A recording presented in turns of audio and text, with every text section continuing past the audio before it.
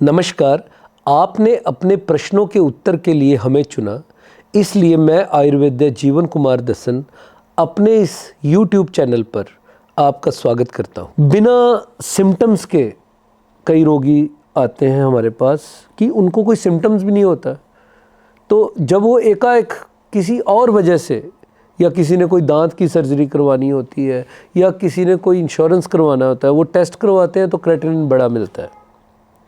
तो बिना सिम्टम्स में ऐसा क्यों होता है? वो इसलिए ऐसा होता है कि जब 4, 5, 6 क्रेटिनिन, कई बार 5 तक भी उसको पता नहीं चलता कि वो किडनी रोगी है, तो वो जब कई बार तो पेशेंट का बीपी लगातार बढ़ता है, उसको वही सिम्टम्स नहीं आते, वो कभी चेक ही नहीं करवाता। तो कई बार शुगर बढ़ी रहती है, कभी चेक नहीं करवाई होती, उसको पता नहीं चलता शुगर रोग है, प्रमेह रोग है, तो वो लगातार कोई ना कोई अंग को इफेक्ट करेगा। तो 4-5 तक उसको क्रेटिनिन तक उसको आभास नहीं होता। जब वो ज़्यादा बढ़ता है तो कई बार पता चलता है कि हाँ, मैं कुछ टेस्ट करवाऊँ अपने, मुझे ये थकावट हो रही है, या मुझे उल्टी आ रही है, या मुझे पानी शरीर फूल रहा है, या कोई अंग में पैर जो है वो फूला हुआ है, या कुछ, तो वो करवाते हैं तो वो पता चलता है।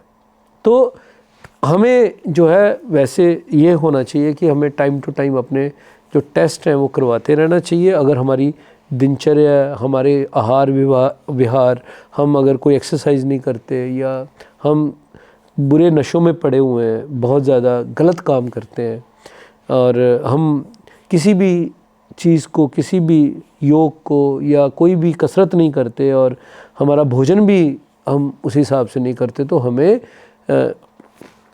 टेस्ट करवाते रहना चाहिए, या फिर हमें वो सब चीज़ों को फॉलो करना चाहिए। फिर टेस्ट की आवश्यकता नहीं है, फिर रोग भी नहीं होगा। तो ये हमें थोड़ा देखना चाहिए, क्योंकि ज़िंदगी हमारी है, ये एक ही बार मिलती है, तो हमें इसका ध्यान रखना चाहिए। मुझे उम्मीद है कि आपने किडनी रोग के बारे में जो भी प्रश्न पूछा, आपको उसका उत्तर मिला।